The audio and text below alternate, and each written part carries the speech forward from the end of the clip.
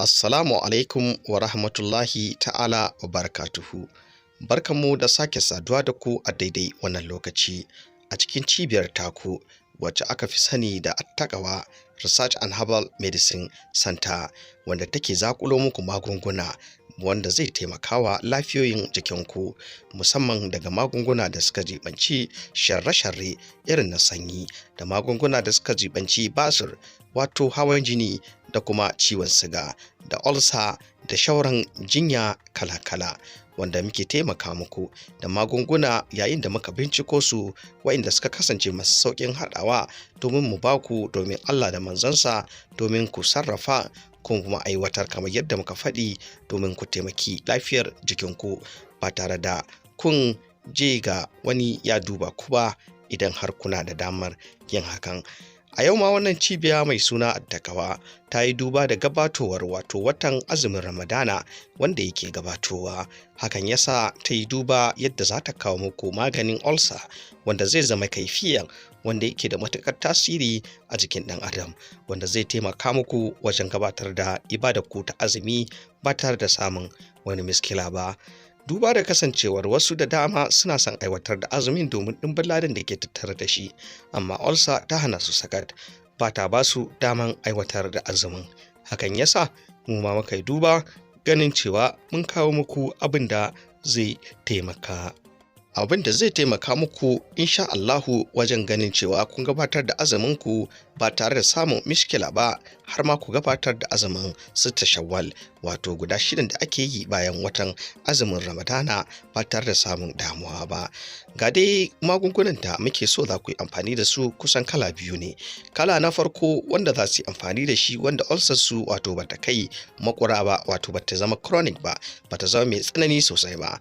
Shi kuma na farko wanda za a amfani da shi ga wayanda ulcer su ta kai matuƙa, wato ta kai chronic, wato ta yi tsanani take takura musu bila adadin.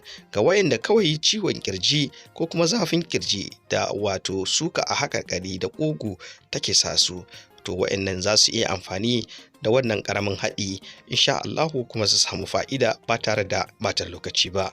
Ga wayanda kuma abin ya ta'azzara, su kuma za su yi amfani da wannan haɗi shi ma da za mu faɗi insha Allahu, za su samu fa'idar da ke ciki. Abin da za a fara na farko, bara mu fara da wayanda wato ya kasance nasun ya zama mai tsanani, wanda ya kasance yana ɗauke da ulcer mai tsanani wacce take hana shi azumi, take sa shi saurin jin yunwa. So insha Allahu ga abin da ya kamata zai nema. Na farko zai nemi ganye wato na zogale, yayin da zai kokarin busar da wannan ganye na zogale, amma busarwa ba a rana ake so a shanya shi har sai ya bushe ba. Ana so a shanya shi a inuwa ko kuma a ɗaki, a dai gurin da rana ba za ta dake shi ba har ya samu ya bushe. Daga nan sai a daka shi a mai da shi gari. Kazalika za a samu ganyen bado.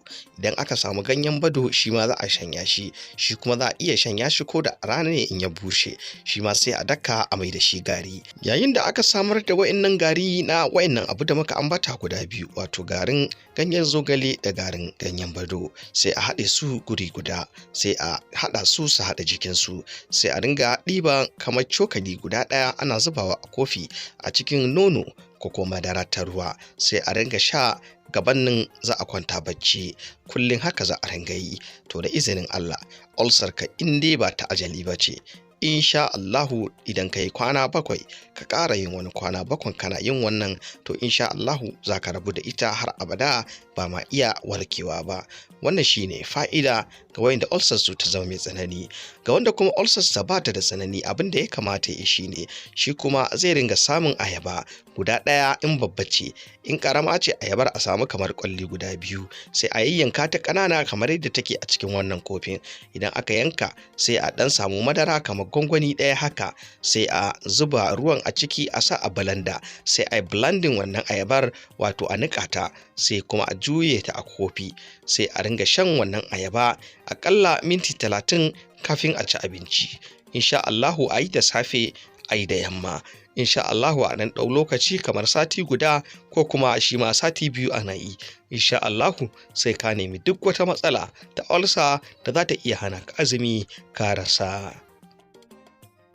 Jama'a da fatan dai za a kiyaye a bi dukkan ka'idojin yadda ake sarrafa abin kuma da yadda ake shan su. Shi dai na farkon da muka ce za a yi da garin ganyen zogale da kuma ganyen bado. Busar da su ake a haɗa, a ringa amfani da nono mara tsami ko kuma amfani da madara ta ruwa yanda za a zuba cokali ɗaya in za a kwanta bacci a ringa sha insha Allah. Shi kuma wannan wato ayaba ce guda ɗaya ko guda biyu, za a ringa blending da madara ana sha minti 30 kafin a ci abinci. Za a yi da safe kuma za a yi da yamma. To insha Allahu salin alin mutum zai gabatar da azuminsa na watan Ramadana ba tare da samun mishkila ba.